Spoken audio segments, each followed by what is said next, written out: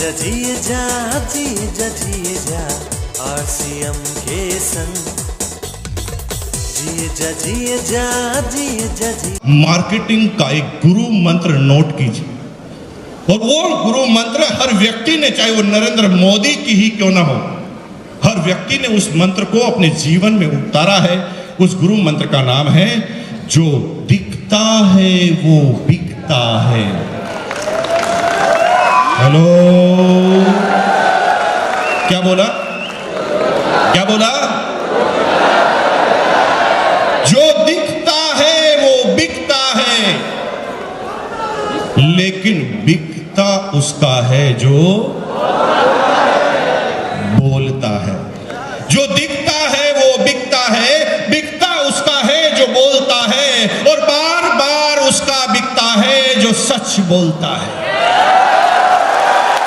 ये दुनिया की पूरी मार्केटिंग का सिद्धांत है। एक बार बेच रहे हैं, बढ़िया बढ़िया दिखा दो, और बार बार बेचना है तो सच बोलना पड़ेगा। अगर सच नहीं बोलोगे काम नहीं होगा। एक आदमी बहुत परेशान था, एक कंपनी में भर्ती हुआ, कंगे बनाने वाली कंगी कॉम, उसे 20 कंगी का टारगेट दिया गया कि एक 10 रुपए की कंगी है, 20 बेचोगे तो आपकी इतनी सैलरी हो। बेचारा पूरे दिन भर कंगी बेचता था। अब कंगी की जरूरत किसी को थी नहीं, सबके घर पर अपनी जेब में कंगी थी। टारगेट पूरा नहीं हो रहा था, तो टारगेट पूरा नहीं हुआ तो उसने एक युक्ति सोची, और वो एक टकले आदमी के पास पहुंच गया जिसके पास बाल थे ही। उस टकले आदमी के सामने जाकर बोला, भाई साहब कंगी ले लो। टकले आदमी को इतना गुस्सा आया, उससे साला कि इसका सिर फोड़ दूं मैं। वो साला मुझे चिढ़ा रहा है, मेरे पास बाल ही नहीं है और तू कह रहा कंगी ले लो।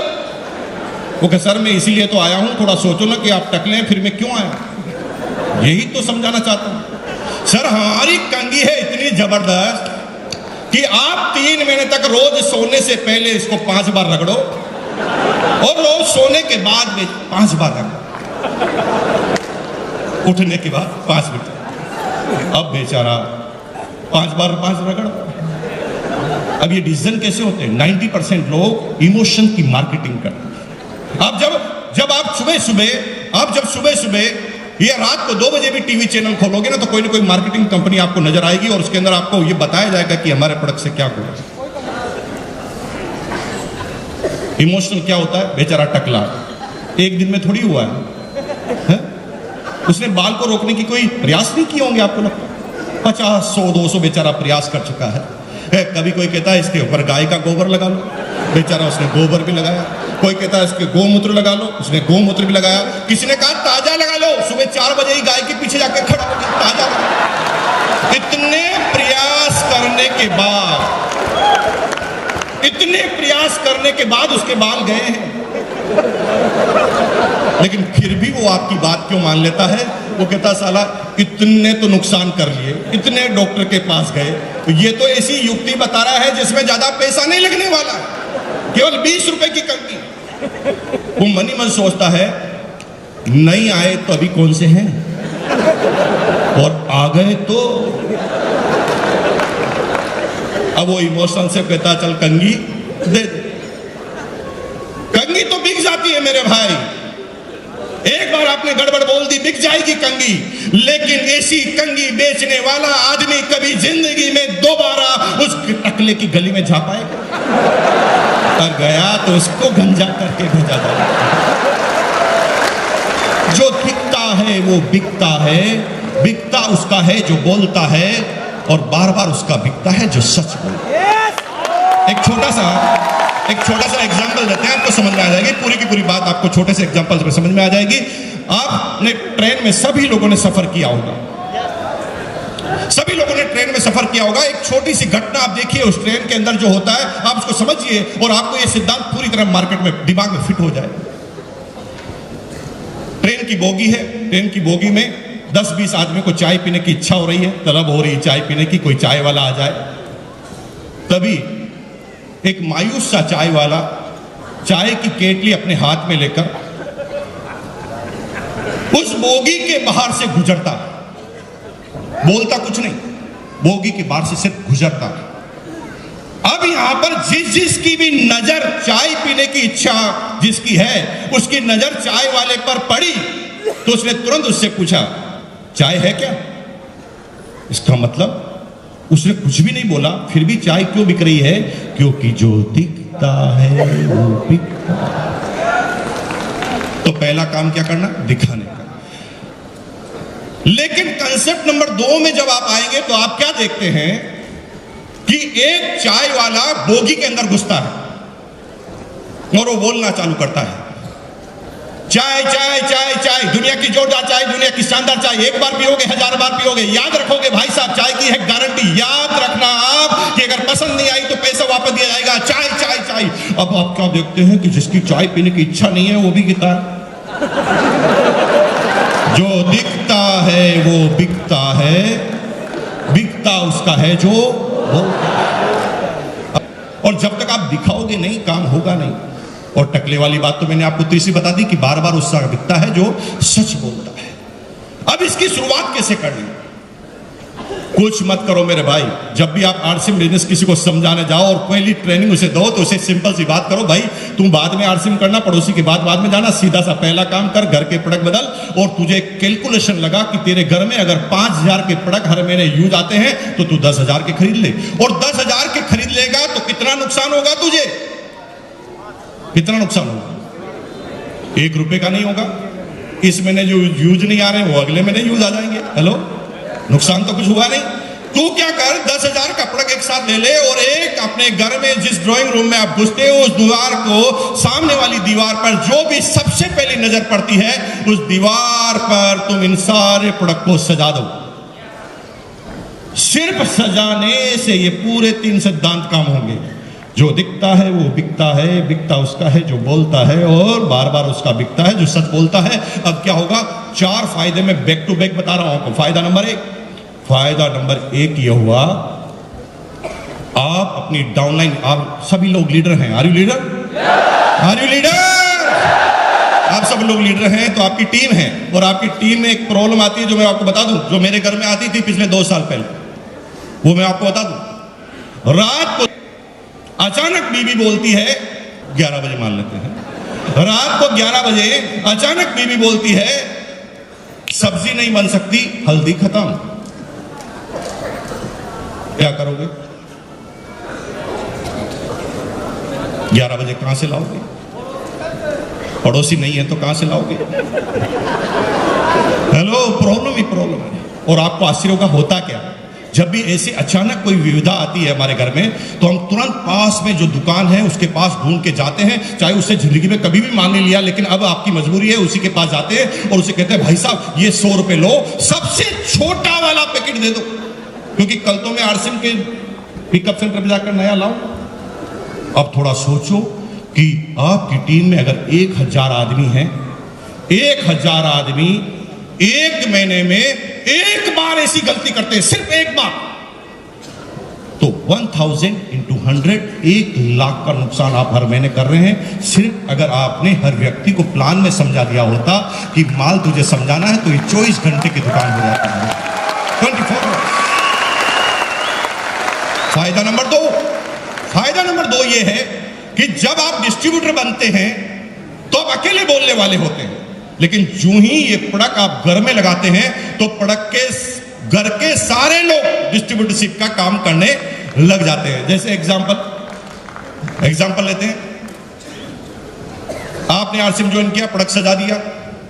अब प्रोडक्ट सजा दिया और घर पर पड़ोसन आपकी बीवी से मिलने आए। उसने एक प्रश्न किया, भाभी जी यहां पर तो आपके शादी की फोटो लग रही थी, अब साबुन क्यों लगाया? अब वो पूछेगी तो सुनेगा कौन? ऑटोमेटिक ही काम हो रहा ना मेरे भाई।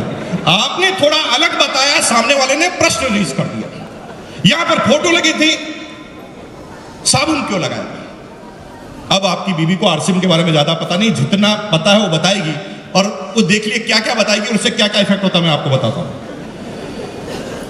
ये हमारे हैं ना, पता नहीं क्या क्या करते रहते हैं। इन्होंने क्या इतने सारे प्रोडक्ट लाके यहां पर रख दिए और मेरे को कहते हैं साबुन से ना, मेरे को पसंद नहीं आती बहन जी, और मैं तो लक से ही नहाती हूँ। ओरिजिनल बोल रही है, देखिए इसका इफेक्ट देखना। ओरिजिनल बोल रही है, मैं पसंद नहीं करती और मैं तो लक से ही नहाती हूँ। और मुझे कहा था कि ये डिओड्रेंट लगाओ, मैं नहीं लगाती। लेकिन भाभी जी एक दिन रात को तेल खत्म हो गया और मैंने मजबूरी से ये तेल यूज कर लिया। ये तो है, मेरा पप्पू ना पहले एक पूरी खाता था, अब 2 खाने लगे थे और मेरा पेट भी ठीक रह रहा। और आपको पता है ये छोटे छोटे पिंपल हो रहे थे गायब। अब यहां पर ओरिजिनल बात आ रही है। इसका मतलब यह है कि आपके घर में एक डिस्ट्रीब्यूटर तैयार हो गया जो आपके पीछे से काम करना चालू कर दिया। हेलो, अभी उसने एक प्रोडक्ट इस्तेमाल किया, वो 1 की तारीफ कर रहा है, कल वो 50 इस्तेमाल करेगा, 50 की तारीफ करेगा। जो दिखता है वो बिकता है, बिकता उसका है जो बोलता है और बार बार उसका बिकता है जो। फायदा नंबर 3 ये हुआ कि आपका बच्चा और पड़ोसी का बच्चा 7 साल का, एक राजू एक पिंटू, दोनों उछलते उछलते खेलते खेलते घर में आए और सीधा उस प्रोडक्ट वॉल के सामने जाके खड़े हो गए। और छोटे से बच्चे ने आपके छोटे से बच्चे से पूछा, ए राजू, यहां तो तेरी फोटो लग रही थी बर्थडे की, अब यहां पर साबुन क्यों लगाया? अब 7 साल का बच्चा देखो कैसे कैसे बात कर रहा है, कैसे बिजनेस बढ़ेगा। 7 साल के बच्चे को ना आरसीएम के बारे में पता है, ना सिस्टम के बारे में, ना प्रोडक्ट के बारे में, बच्चा बात कर रहा है। ये मेरे पापा की कंपनी के प्रोडक्ट हैं और मेरे पापा छोटे मोटे नहीं है, रॉयल्टी अचीवर टाई लगाते हैं हमेशा। उसे आरसीएम के बारे में पता नहीं है। लेकिन वो छोटा जो दूसरा बच्चा है ना राजू, वो क्या सोच रहा है, मैं पिछड़े की औलाद हूं, इसका बाप ही सब कुछ है और मेरा बाप कुछ नहीं। फिर वो आगे बात करता है, एक सुन, ये मेरे पापा के प्रोडक्ट है, मेरे पापा की कंपनी के प्रोडक्ट है और ये एरे गिरे को नहीं मिलते, मेरे पापा को मिलते हैं सिर्फ। और तुझे पता ना हर गेंद पे आजकल चौका और छक्का क्यों लगता है? नीट रिचार्ज किट्स, हाँ, इसकी वजह से। और मेरी मम्मी क्या कह रही है पता? मेरी मम्मी कह रही है कि इस बार नंबर 1 आने वाला हूं क्लास के अंदर। अब वो राजू बढ़ गया, वो साला यही सब कुछ करेगा, न्यू रिचार्ज भी यही पिएगा। वो सीधा अपनी मम्मी के पास, आपको 2 साल से आरसीएम करते हुए देख रहा है, फिर भी वो आरसीएम नहीं कर रहा है। हेलो, लेकिन सबसे अच्छा पड़ोसी बनने का बार बार दिखावा जरूर कर रहा है। रोज आपके घर पे आएगा, रोज प्रोडक्ट के सामने आएगा, रोज प्रोडक्ट को उठाकर देखेगा, उसके कंटेंट पड़ेगा, रेट पड़ेगा, लेकिन रख देगा, लेगा नहीं। बोलो क्यों नहीं लेता बताओ? क्योंकि वो आपसे प्यार करता है। वो बोलता है आई लव यू बाबा, क्योंकि मैं तेरे से प्रोडक्ट लूंगा तो तू करोड़पति बन जाएगा, और तू करोड़पति बन जाएगा तो मेरा पड़ोसी कैसे रहेगा? मैं अपने पड़ोसी को खोना नहीं चाहता। I love you Baba. Hello,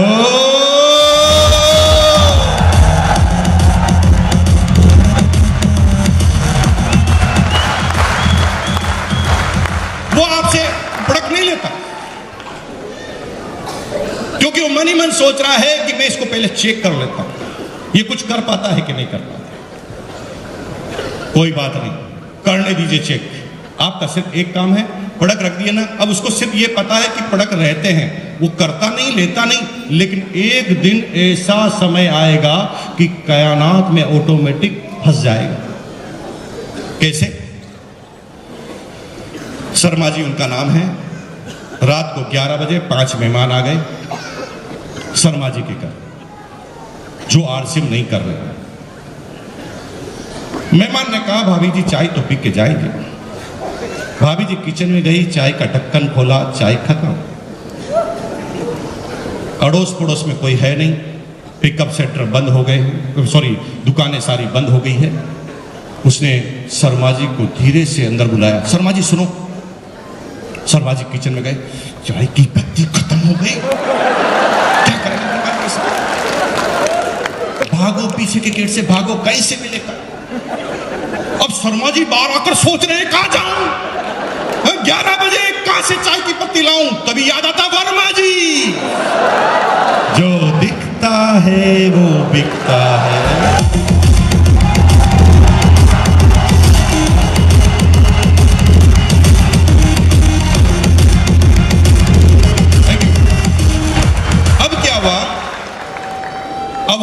रात को 11 बजे वर्मा जी के पास आया।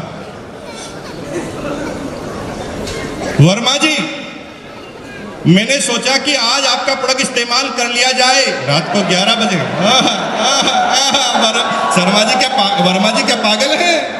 रात को 11 बजे प्यार उमड़ रहा है। देखो, मैं सोच रहा हूं कि आज आपके प्रोडक्ट इस्तेमाल करके देख लिए जाए, और मैं सबसे पहले आपकी चाय की पत्ती को चेक करना चाहता हूं। ये समझ गया, पूरा फंस चुका है। रात को 11 बजे कोई चेक करने नहीं आता। अब उसने चाय की पत्ती उठाई। शर्मा जी ने बोला, हाँ प्लीज आप ले सकते हैं, ये आपके लिए ही है। उसने फटाफट चाय की पत्ती उठाई और पीछे की तरफ रेट देखी और पूछा कि कितना दूं। सोचा कि पड़ोसी है, कुछ तो डिस्काउंट देगा।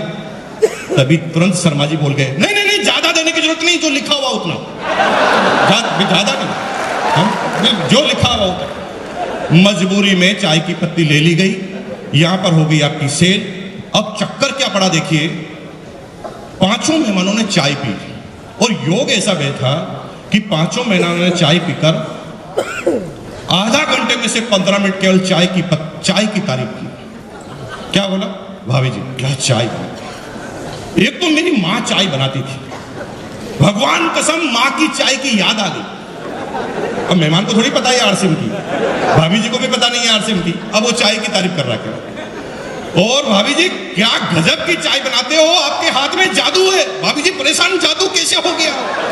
हाथ हो क्यों, ये चाय वैसे कैसे बनाते हो, उसने क्या गजब हो गया? तभी अचानक क्लिक हुआ, और यार वो आज चाय की पत्ती का पैकेट का कलर चेंज था। वो तुरंत किचन में दौड़ी और किचन में देखा, ये तो लाल कलर का पैकेट है, जो हमेशा आता वैसा नहीं है। उसे पता चल गया कि मेरे भाई ये जादू हाथ का नहीं है, चाय की पत्ती का है। अब रात को 11:30 बजे एक फरमान जारी हो रहा है घर में। देखिए कैसे फरमान जारी हो रहा है। भाभी जी को पता नहीं है आरसीएम क्या है, वो सिर्फ ऐसे, क्योंकि उसे पता लग गया कि चाय की वजह से हुआ। उसने रात को 11 बजे वर्मा जी को बोला, वर्मा जी सुनो, जिंदगी में पहली बार ढंग का काम किया, और सुनो, आज के बाद मेरे घर में कोई दूसरी चाय की पत्ती आनी नहीं चाहिए, फेंक दूंगी नहीं तो बाहर। फंस गया। अब मजबूरी है, आरसीएम नहीं करे तो भी मजबूरी है मेरे भाई। तो मेरे साथ एक बार बोलेंगे, जो दिखता है वो, जो दिखता है वो, और बार बार किसका दिखता है, जो सच बोलता है। बहुत बहुत धन्यवाद, thank you. Sir ji, out of town में जब हम बिजनेस के लिए निकलते हैं तब हमें बहुत प्रॉब्लम आती है सर। सबसे ज़्यादा प्रॉब्लम यहाँ आती है कि वहाँ टीम को डुप्लीकेट नहीं कर पाते, जिससे हमारा बिजनेस काफ़ी हद तक नहीं बढ़ पाता। लेकिन इस वीडियो से हम आउट ऑफ टाउन में अपने बिजनेस को कैसे बड़ा बिल्ड करना है, इस वीडियो के ज़रिए मुझे व मेरी टीम के सभी डायरेक्ट सेलर को काफ़ी सारी जानकारी मिली। Thank you sir. इस वीडियो को देखने के बाद जो गलतियां हम आउट ऑफ टाउन करते थे, वो गलतियां इस वीडियो को देखने के बाद नहीं करेंगे। Thank you sir. आपका कुणाल सालवी, कुंवारिया, राजसमंद, राजस्थान।